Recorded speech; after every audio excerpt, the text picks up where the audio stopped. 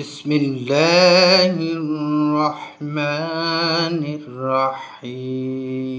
تاریخ اسلام جلد دوم، مصنف مولانا شاہ اکبر نجیب آبادی۔ سیدنا حسن رضی اللہ عنہ نے اپنی وفات کے وقت جو کچھ اپنے بھائی حسین رضی اللہ عنہ سے فرمایا، یہ صرف انہی کا اتحاد یا الہام نہ تھا، بلکہ صحابہ کرام کی تمام اس جماعت کا جس کو رسول اللہ صلی اللہ علیہ وسلم کی صحبت میں زیادہ رہنے کا موقع ملا تھا۔ یہی خیال تھا کہ رسول اللہ صلی اللہ علیہ وسلم نے کسی ہاشمی کو نہ کسی صوبہ کی مستقل حکومت عطا فرمائی، نہ کسی بڑی فوج کا خود مختار اور ذمہ دار سپہ سالار بنایا۔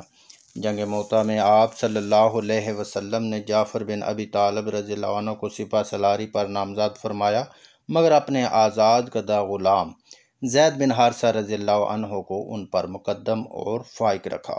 سیدنا علی رضی اللہ عنہ کو چند روز کے لیے یمن کے خراج کی وصولی پر مامور فرمایا، مگر یمن کی اعلیٰ حکومت و افسری معاذ بن جبل رضی اللہ عنہ اور ابو موسیٰ اشعری کو تفویض کی۔ اسی طرح ابو بکر صدیق رضی اللہ عنہ اور سیدنا عمر رضی اللہ عنہ نے بنو ہاشم کو ذمہ دارانہ عہدوں اور صوبوں کی حکومتوں پر مامور نہیں فرمایا، حالانکہ یہ دونوں اولین خلیفہ بنو ہاشم کی بڑی تعظیم و تکریم بجا لاتے اور ان کی راحت و خوشنودی کا ہمیشہ خیال رکھتے تھے۔ اپنے کاموں میں انہی سے مشورہ طلب کرتے اور عموماً انہی کے مشوروں پر عمل بھی کرتے تھے۔ فاروق اعظم رضی اللہ عنہ نے ایک موقع پر صاف فرما دیا تھا کہ اگر شرف نبوت کے ساتھ ان لوگوں کو حکومت بھی مل گئی تو وہ لوگوں کو اپنے حد سے زیادہ محکوم و مغلوب پا کر غرور قومی میں مبتلا ہو جائیں گے، اور اس طرح اسلام کی حقیقی روح کو ضائع کر کے خود بھی ضائع ہو جائیں گے۔ ایک مرتبہ آپ صلی اللہ علیہ وسلم نے فرمایا کہ جو شخص عہد جاہلیت کی عقیدت و عصبیت کی طرف ترغیب دلائے وہ واجب القتل ہے۔ پھر ایک مرتبہ فرمایا کہ اگر کسی شخص نے اپنی قرابت داری یا دوستی کی وجہ سے کسی کو امیر یا حاکم بنا دیا، حالانکہ مسلمانوں میں اس سے بہتر شخص مل سکتا تھا، تو اس نے اللہ تعالیٰ اور رسول اللہ صلی اللہ علیہ وسلم اور تمام مسلمانوں کی خیانت کی۔ غرض صرف سیدنا حسن رضی اللہ عنہ کا یہ عقیدہ نہ تھا کہ خاندان نبوت کے لیے شرف نبوت ہی کافی ہے اور اس کے ساتھ شرف حکومت کی جمع نہیں ہونا چاہیے، بلکہ یہی عقیدہ اکثر دوسرے صحابہ کرام کا بھی تھا۔ اور حقیقت یہ ہے کہ دنیا سے شرک کے مٹانے اور شرک کے امکانات کا استحصال کرنے کے لیے سادات اعظام کو، جو سردار دو جہاں رسول اللہ صلی اللہ علیہ وسلم کے خاندان سے تعلق رکھتے ہیں، دنیا کی حکومت اور مادی دولت کا خواہشمند بھی نہ ہونا چاہیے، تاکہ وہ فرزندی محمد اور اپنے آل رسول ہونے کا پورا ثبوت پیش کر سکیں۔ اگر رسول اللہ صلی اللہ علیہ وسلم یہ حکم نہ فرماتے کہ سادات اعظام کے لیے صدقہ حرام ہے، تو ہم کو یہ توقع ہو سکتی تھی کہ سادات یعنی خاندان نبوی ہی مستحق خلافت اور شہنشاہی کا حقدار ہے۔ لیکن آپ صلی اللہ علیہ وآلہ وسلم کا خاندان نبوت کے لیے انتظام فرمانا سب سے بڑی دلیل اس امر کی ہے کہ دنیوی حکومت و سلطنت اور مادی دولت سے بے تعلق ہونا اپنے خاندان والوں کے لیے آپ صلی اللہ علیہ وسلم پہلے تجویز فرما چکے یا الہام الہی سے معلوم کر چکے تھے۔ سادات اعظام کے لیے اتنا بڑا فخر ہے اور ان کے مرتبہ کو اتنا بلند کر دیتا ہے کہ دنیا کی دوسری قومیں جو شریعت اسلام سے تعلق رکھتی ہیں ان پر جس قدر رشک کریں کم ہے۔ دنیوی دولت اور حکومت بھی وہ چیز ہے جو انسان کو اللہ تعالیٰ سے دور مہجور کر دیتی ہے، اور اسی لیے قرآن و حدیث میں دولت دنیا کو حقارت کی نظر سے دیکھا گیا ہے۔ تاریخ ہم کو بتاتی ہے کہ دولت و حکومت کی وجہ سے علم صحیح بھی اعمال صالح پر لوگوں کو آمادہ نہیں کر سکا۔ پس شریعت حقہ کی حفاظت انہی لوگوں نے کی ہے جو دولت و حکومت سے کچھ زیادہ تعلق نہ رکھتے تھے، اور اسی قسم کے لوگ قیامت تک اسلام کی حفاظت کا کام کرتے رہیں گے۔ اس حدیث پر بھی غور کرو جو رسول اللہ صلی اللہ علیہ وسلم نے فرمایا ہے کہ میں تم میں قرآن اور اپنی آل یعنی سادات کو چھوڑتا ہوں۔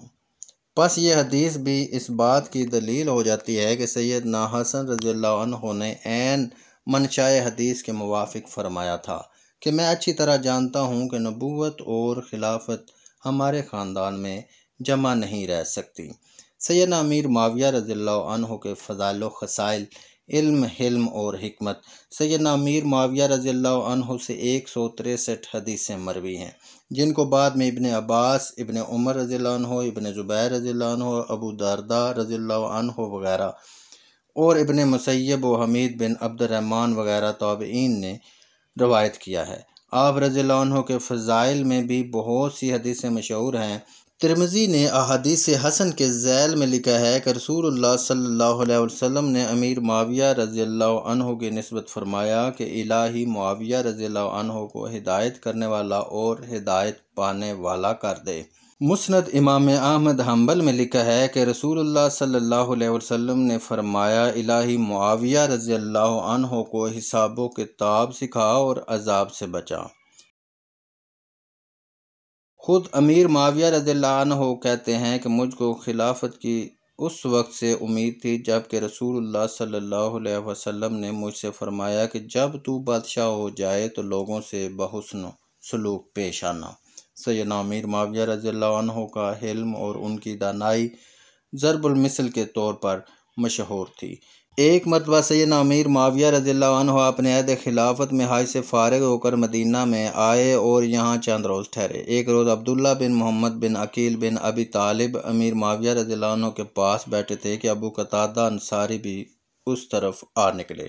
امیر معاویہ رضی اللہ عنہ نے ان کو دیکھ کر فرمایا مجھ سے ملنے کے لیے تمام لوگ آئے مگر انصار نہیں آئے۔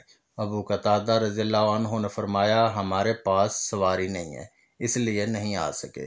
امیر معاویہ رضی اللہ عنہ نے کہا کہ تمہارے اونٹ کہاں گئے؟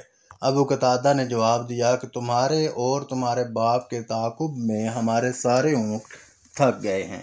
پھر کہنے لگے ہم نے رسول اللہ صلی اللہ علیہ وسلم سے سنا ہے کہ میرے بعد ایک ایسا زمانہ آنے والا ہے کہ لوگ حقدار کے مقابلہ میں غیر حقدار کو ترجیح دیں گے۔ امیر معاویہ نے فرمایا کہ ایسی حالت کی نسبت رسول اللہ صلی اللہ علیہ وسلم نے کچھ فرمایا ہے کہ کیا کرنا چاہیے؟ ابو قتادہ رضی اللہ عنہ نے فرمایا کہ رسول اللہ صلی اللہ علیہ وسلم نے اس حالت کی نسبت ارشاد فرمایا ہے کہ صبر کرنا چاہیے۔ امیر معاویہ رضی اللہ عنہ نے فرمایا کہ بس پھر تم صبر کرو۔ قریش میں سے ایک جوان آدمی امیر معاویہ کے پاس گیا اور ان کو برا بھلا کہنے لگا۔ امیر معاویہ رضی اللہ عنہ نے اس کی بد زبانی سن کر فرمایا کہ اے میرے بھتیجے اس حرکت سے باز آ جا، کیونکہ بادشاہ کا غصہ بچے کا عصا ہوتا ہے اور اس کا مواخذہ شیر کا عصا۔ شیبی رحمہ اللہ تعالیٰ کا قول ہے کہ عاقلان عرب 4 ہیں، معاویہ رضی اللہ عنہ، عمر بن العاص، مغیرہ بن شیبہ اور زیاد۔ معاویہ رضی اللہ عنہ حلم و خردمندی کی وجہ سے، عمر بن العاص رضی اللہ عنہ پیش آمدہ کے سلجھانے کی قابلیت کے سبب سے، مغیرہ اوسان خطا نہ ہونے کی وجہ سے، اور زیاد ہر چھوٹی بڑی بات میں۔ نیز قاضی بھی 4 ہیں، عمر رضی اللہ عنہ، حضرت علی رضی اللہ عنہ، ابن مسعود رضی اللہ عنہ، زید بن ثابت رضی اللہ عنہ۔ جابر رضی اللہ عنہ کا قول ہے کہ سیدنا عمر رضی اللہ عنہ سے بڑھ کر قرآن و فقہ کا عالم اور طلحہ بن عبید اللہ سے بڑھ کر بغیر سوال کے عطا کرنے والا اور معاویہ رضی اللہ عنہ سے بڑھ کر حلم و عاقل اور عمر بن العاص سے بڑھ کر خالص دوست میں نے نہیں دیکھا۔ سیدنا عقیل بن ابی طالب ایک روز امیر معاویہ رضی اللہ عنہ کے پاس گئے۔ امیر معاویہ رضی اللہ عنہ نے ان کو دیکھ کر عذرائے خوش طبعی کہا کہ دیکھو یہ عقیل ہے، ان کا چچا ابو لہب تھے۔ سیدنا عقیل نے فوراً جواب میں کہا کہ دیکھو یہ معاویہ ہیں، ان کی پھوپھی حمالۃ الحطب تھیں۔ سیدنا عبداللہ بن عباس رضی اللہ عنہ سے کسی نے سیدنا امیر معاویہ رضی اللہ عنہ کی نسبت دریافت کیا تو انہوں نے فرمایا کہ ان کا حلم غصہ کے لیے تریاق تھا، ان کی سخاوت زبانوں پر قفل لگا دیتی تھی، ان کو دلوں کو جوڑنا خوب آتا تھا اور یہی سبب ان کے استحکام میں حکومت کا ہوا۔ ایک روز امیر معاویہ رضی اللہ عنہ نے خود فرمایا کہ سیدنا علی رضی اللہ عنہ کے مقابلے میں مجھ کو جو کامیابی حاصل ہوئی اس کے 4 سبب ہیں۔ یہ کہ میں اپنے راز کو مخفی رکھتا تھا اور سیدنا علی رضی اللہ عنہ تمام باتیں لوگوں پر ظاہر کر دیتے تھے۔ یہ کہ میرے پاس فرما بردار فوج تھی اور علی رضی اللہ عنہ کے پاس نافرمان خوارج لوگ تھے۔ یہ کہ میں نے جنگ جمل میں مطلقاً حصہ نہیں لیا۔ یہ کہ میں قریش میں مقبول تھا اور علی رضی اللہ عنہ سے بعض لوگ ناراض تھے۔